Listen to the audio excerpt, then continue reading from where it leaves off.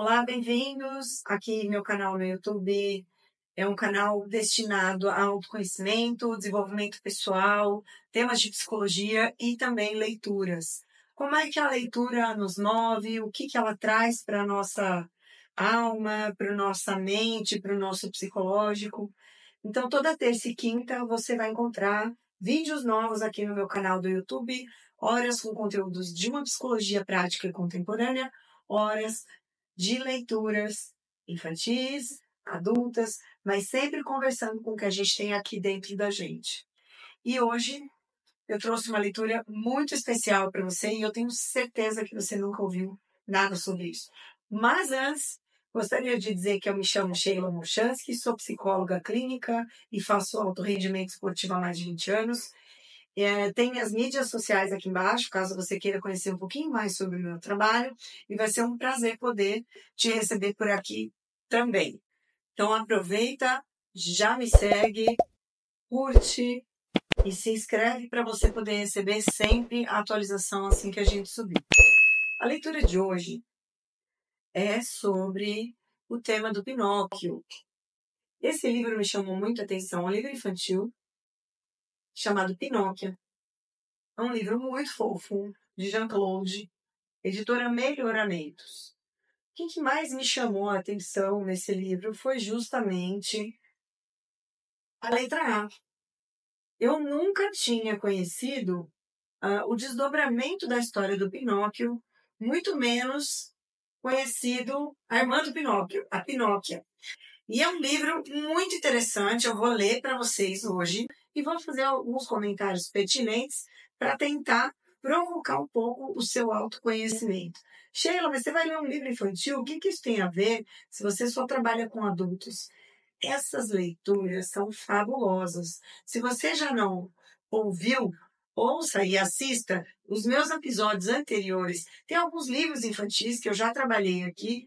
E qual é a mensagem, ou quais são as mensagens subliminares que estão por trás desses livros para a nossa criança interior? Nós que somos adultos, que estamos aqui, entrando em contato com esses conteúdos, temos a nossa criança interior. Então, esses livros infantis conversam com essa criança. Vamos ler Pinóquio. Eu vou mostrando para vocês um pouco das ilustrações, porque as ilustrações são encantadoras, tá? Começando aqui na contracapa, a gente vê que tem miniatura, a Pinóquia, aqui nessa grafia, e aqui a gente já vê um Pinóquio pequenininho com o chapéu de festa. Vocês se lembram das aventuras desse famoso boneco de madeira? Eita, sujentinho mentiroso! Por fugir da escola e dar sempre as costas para o que é certo, em vez de ser transformado num menino de carne e osso, Pinóquio virou burro de verdade. Vamos caminhando na história. Tem muita coisa legal aqui para vocês conhecerem. De qualquer forma, no final da história, ele provou ser muito esperto, e bom e generoso também, pois só mesmo assim ele pôde salvar seu pai Gepeto, que estava dentro da barriga de um tubarão. Ou será que era uma baleia?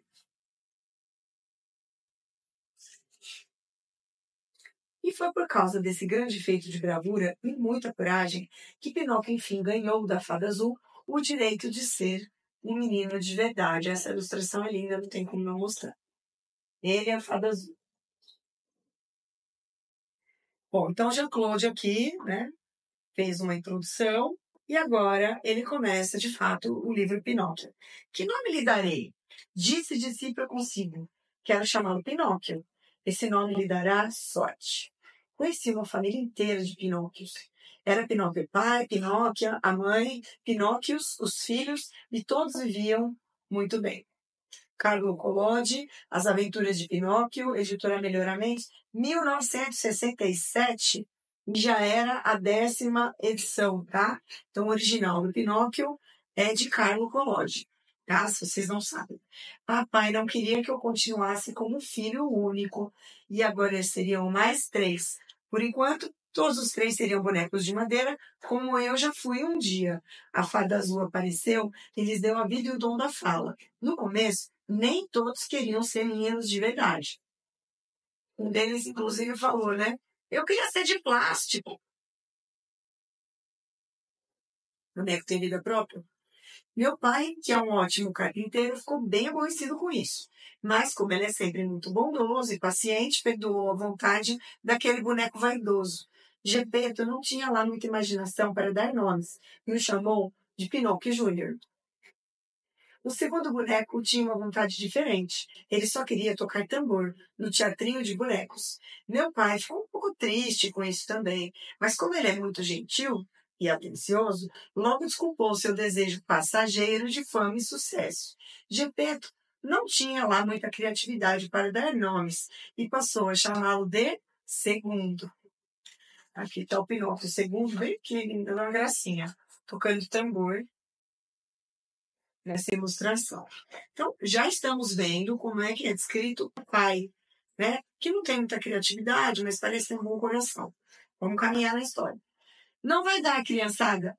Antes de tudo isso acontecer de verdade para cada um de vocês, todos terão que ser obedientes, assim como um Pinóquio, e ir para a escola. Dito isso, meu pai me deu uma piscadela muito bem dada. Eles mal sabiam de toda a minha história.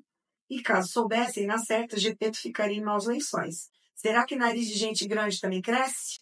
O que vocês acham, gente? Quando a gente mente, cresce o nariz? Ou cresce outra coisa na gente? Já o terceiro boneco era ainda mais diferente.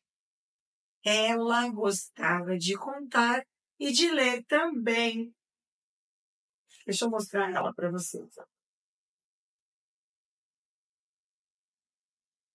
E falar de escola para ela era a mesma coisa que falar de brincar de pique-esconde ou de queimada para gente. Ela só repetia: não vejo a hora de ir logo para a escola, aprender tudo o que não sei ainda. O que tem de errado, afinal? E Gepeto a chamou de Pinóquia.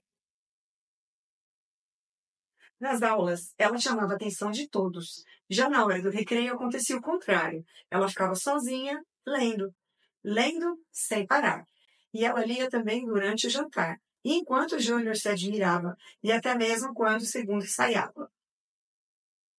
Meu pai começou a ficar bastante preocupado. Minha filha, eu acho maravilhoso que você goste tanto de leitura e de fazer contas, mas você deveria brincar também, assim como seus irmãos. E aí ela questiona o pai, né? Um belo pra quê? Pra quê? Conhece alguém assim? Que muitas vezes deixa de brincar para ler e para fazer contas? É que Pinóquia não era lá muito habilidosa em jogos com bola, mas ela não se chateava com isso, porque além de inteligente, ela era muito esperta também. Todo mundo sabe que a esperteza é bem diferente da inteligência, e muitas vezes, por sorte, as duas caminham juntas. Pinóquia era tão esperta e inteligente que não se metia em nenhum enrascado. Um dia, ela encontrou pelo caminho dois sujeitos, os mesmos dois que me levaram até a terra dos brinquedos. Pinóquio, chega de ler, chega de tanto estudar. Vamos agora levar você a um lugar encantado, onde não se estuda, nem se lê ou se trabalha. Apenas se brinca. Ela não lhes deu a menor atenção. O diretor do grande teatro de bonecos de pau ficou muito impressionado com a inteligência de Pinóquio e a convidou para ser sua atração principal. Por quê? Foi o que ela perguntou. Segundo, para quê, né, gente? O pobre homem bem que tentou explicar o porquê disso ou o para quê daquilo, mas Pinóquio lhe respondeu de pronto. Fama, sucesso, riqueza, não tenho tempo agora para perder com essas coisas. Ela era tão certinha que nunca precisou da consciência de um grilo falante. Não foi engolida por uma baleia, ou seria um tubarão. Nem foi transformada num burro, porque essas coisas são da história original do Pinóquio, tá? Um belo dia, a fada decretou: agora, você mais do que ninguém merece ser uma menina de verdade. E de novo a Pinóquio falou o quê? Pra quê? Ué, falou a fada. Para ir para a escola, ser estudiosa, crescer, deixar de ser uma boneca de madeira falante e essas coisas. Eu já sou estudiosa e vou sempre para a escola. Fadas e bonecas de pau são coisas que não me interessam mais. São para criancinhas. Já passei dessa fase. Eu prefiro as histórias mais científicas, como 20 mil léguas submarinas, Gulliver e Robson Crusoe. E para que mesmo eu quero ser uma menina de verdade se já tenho tudo o que mais desejo? Se eu sou inteligente e tenho os dons da escrita e da fala, ela faz essa carinha, né? Eu tenho que admitir que foi uma resposta muito bem dada, se bem que ela podia ser um pouquinho menos metida. Eu ainda gosto para valer de contos de fadas. E a propósito, a fada, que era muito sabida, não se ofendeu com Pinóquia e respeitou o desejo dela. Explicou que cabe a cada um de nós fazer as próprias escolhas da vida. Quanto aos outros dois bonecos, Júnior desistiu de ser de plástico porque era esperto demais para ficar só pensando na própria beleza o dia inteiro. E segundo, continuou a tamborilar seu pequeno tambor até ganhar de Gepeto uma bateria de verdade. E quanto a mim, eu quis lhes contar a história dos meus três irmãos, dois meninos e uma boneca de madeira, muito legais e bem comportados. E bem que Gepeto merecia filhos assim. Mas que meu nariz cresça horrivelmente e que a fada azul me transforme de novo num boneco de pau, se eu jurar que eles nunca contaram uma única mentira, foram desobedientes ou fizeram alguma bobagem, como fazem todos os meninos e meninas de uma família de verdade. É o fim da história. Gente, eu acho super legal essa história, porque, assim, ele queria ser um menino, ele queria ter irmãos, né? Então, assim, essa história, ela fala dos nossos desejos. E à medida em que eles se realizam, o que acontece com a gente? O que acontece com a nossa configuração de vida? Quando entra um irmão, quando entra uma irmã, ou quando a gente perde alguém, né? Então, essa história ela é tão levinha, ela é tão... É quase etérica, né? Essa história que vocês falam assim, nossa, mas por onde pegar nessa história? Eu acho que, na verdade, é bem esse campo do desejo. E também dessa história de ter sempre alguém que tenta canalizar o nosso desejo, que tenta transformar o nosso desejo em algo que supostamente é bom para todo mundo, mas não necessariamente é bom para você. Aqui, o Gepeto, né, como um bom pai, ele se importava com a Pinóquia que só estudava e fazia contas, como se isso fosse alguma coisa ruim para ela. E ele se angustiava um pouco, falando: cadê a brincadeira? Você não vai brincar? Seus irmãos estão brincando. Quantos de nós não vivemos isso na nossa vida? Enquanto irmãos, alguns irmãos nossos, de repente, vão para uma determinada área e a gente vai para outra, e meio que a gente fica deslocado, se sentindo perdido, diferente, à margem, né? Será que você já se sentiu assim ou você se sente assim na sua vida? O mais importante é você olhar para dentro e achar conforto dentro do seu desejo. A Pinóquia estava confortável, ela estava tranquila, ela era feliz dessa maneira. Então, a grande questão desse livro é essa provocação. É fazer você olhar para dentro e falar assim: eu tenho um pouco dessa Pinóquia que me diferencia dos demais, que me diferencia até dos meus familiares, dos meus amigos ou de outros profissionais. Eu estou seguindo esse desejo dentro de mim, buscando esse conforto? Então, fica essa reflexão aqui para você. Espero que você tenha gostado dessa leitura. Se você tiver criança em casa, eu recomendo. Um beijo, até a próxima.